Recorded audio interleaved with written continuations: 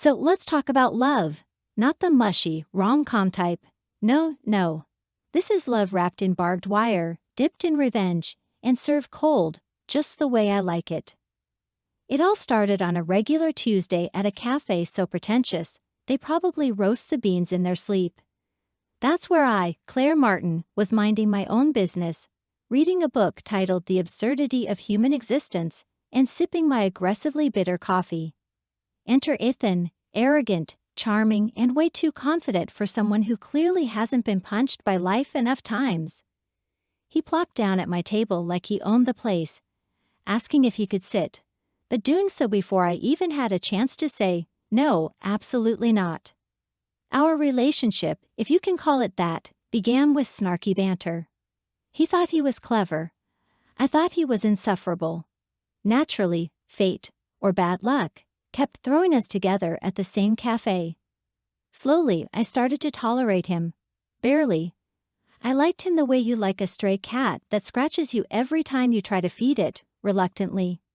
It was all sarcasm, eye rolls, and passive-aggressive comments. Just the essentials for any budding romance, right? But of course, things took a nosedive when Sophia, Ethan's ex, floated back into his life. Picture the most irritatingly perfect woman you can imagine. Yes, that's Sophia. She slithered into the cafe one Friday and dropped a bomb. She wanted Ethan back. And what did Ethan do? He froze. Like a deer caught in the headlights of his ex's perfectly polished car. I didn't even bother waiting for the inevitable. I gathered my things, shot him a death glare, and walked out. A week of silence followed. No texts, no calls, just me seething. I wasn't heartbroken. Please, heartbreak is for people who still believe in love. I was pissed. And then I realized, why cry about it when I could serve up a nice cold dish of revenge? I threw on my best revenge dress, the kind that says, "You'll regret everything." And I marched straight to the Blue Room, a bar Ethan frequented, because if I was going to ruin his night, I'd do it with style. He spotted me immediately and stumbled through some pathetic excuse. But I wasn't there for explanations. I wanted him to squirm. So after delivering a few icy words, I walked away, leaving him drowning in a sea of his own stupidity. But the universe wasn't done messing with us just yet. Enter my helpful friend, Zara. Her plan? Make Ethan jealous. Because apparently pouring gasoline on a fire is the best way to put it out. We roped in a random guy from a dating app, who, by some cruel twist of fate, turned out to be Ryan, Ethan's childhood friend. Of course, I didn't know this because the universe loves a good joke. So there we were, sitting at the same bar, with Ethan glaring at us from the corner like a wounded animal. But things got weirder when Ryan leaned in and said, "Ethan's never handled seeing me with women very well." And suddenly the dots connected in my mind. Ethan wasn't hung up on Sophia. He was hung up on Ryan. Of course, it all made sense. I was in a ridiculous love triangle with two emotionally constipated men. Fueled by indignation and several cocktails, I stormed over to Ethan and confronted him. "What's your problem?" I demanded. He blinked, confused. "You're on a date with my best friend," he shot back.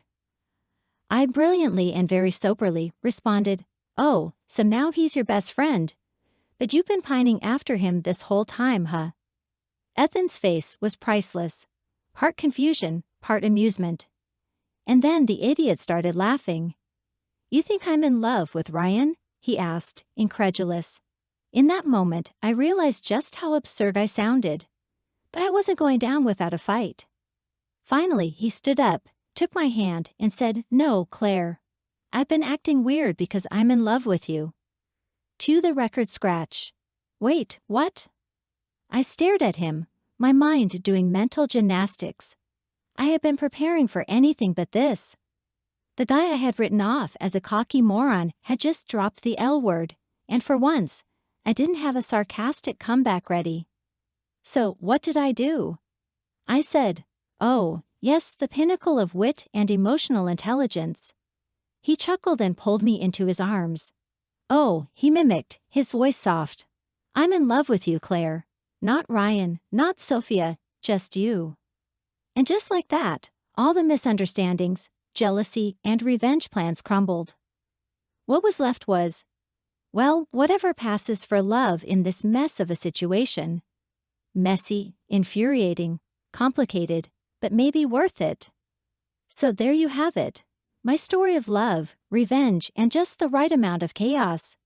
And if you're expecting a neat, happy ending, you clearly haven't been paying attention. Love is messy. But sometimes it's in that mess where we find something real. Or just more fuel for future revenge plots. Subscribe to my channel, Craft with Stories, where I'll continue to serve you more love stories spiced with chaos and sprinkled with just the right amount of absurdity. Because why settle for normal when you can have whatever this was? Stay tuned for the next disaster. Romantic twist. Because love is a battlefield and I'm always ready for the next fight.